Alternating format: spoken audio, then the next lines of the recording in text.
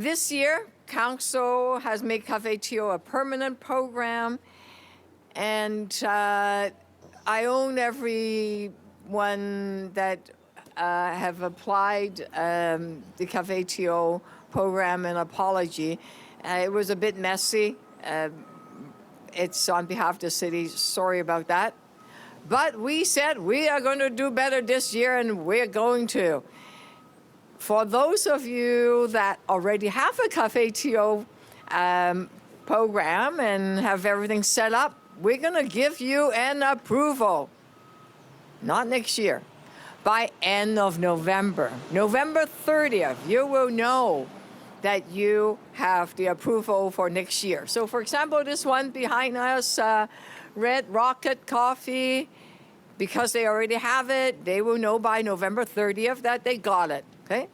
Change number one. Change number two. For new restaurant joining the Cafeto program in 2024, we're gonna open up the application mid-January. So we're not going to wait. Even in the dark winter, you can imagine your patio being open. And we will approve at least 90% of new applicants by mid-April, because we know that it's going to start getting warm, and we know people are so eager to get out on the street after a long, cold winter. So third, we're going to make sure patio are ready and open at the latest for the Victoria Day weekend. Wouldn't that be fabulous? We can sit here and enjoy each other's company and have a meal. So city staff will begin setting up safety equipment on May 1st so that the businesses are ready to go. These changes we're making will be presented in a report to Toronto City Council later this fall. And by setting these timelines, these deadlines, small business owners, BIA, local residents will know what to expect and can plan ahead. Cafeto is a really important program. As I said, it brings people together and make them feel belong to this neighborhood. Also, in 2022, it injected $20 million in economic benefits to the city, according to the Toronto Association of Business Improvement, TABIA. And these changes we are announcing today will help expand that economic growth also. So thank you, and I look forward to the Cafeto program in 2024.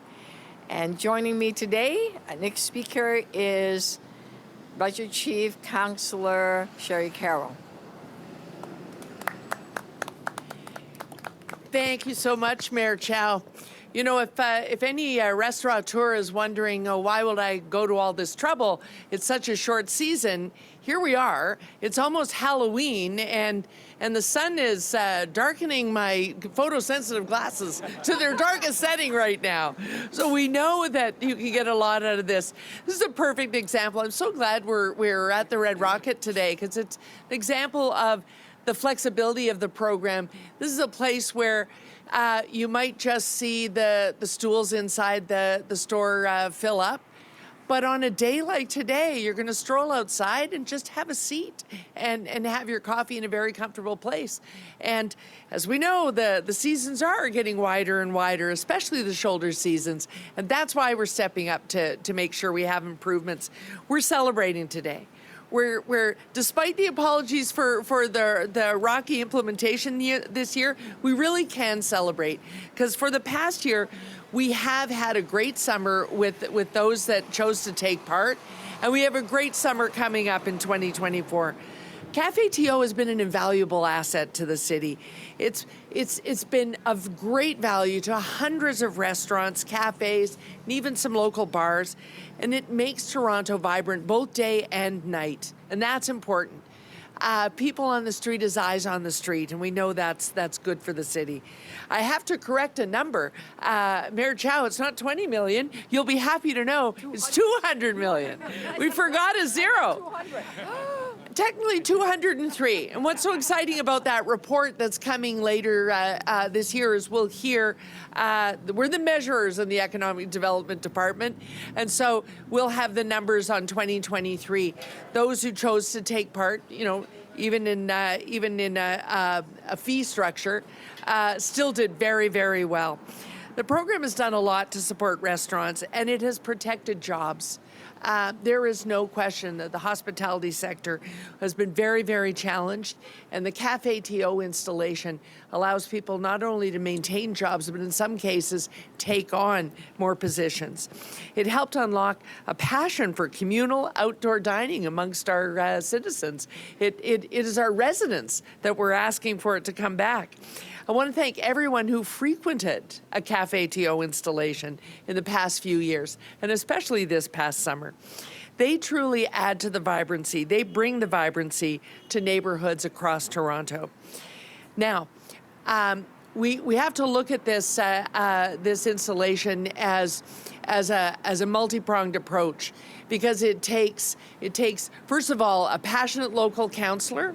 The drive didn't just come from the restaurants; it very much came from the councillors. Councillor Fletcher at the forefront of the councillors who have a lot of restaurant districts, pushing hard for this to continue past the pandemic. It also takes putting together of two departments. Transportation and economic development have to work very hard together to make this happen. But lastly, most importantly, the business improvement areas themselves. And that's why I'm really happy to introduce to you this morning the chair of the Association of BIAs, John Carew. All right, you've been listening live to Mayor Olivia Chow, Budget Chief Shelley Carroll.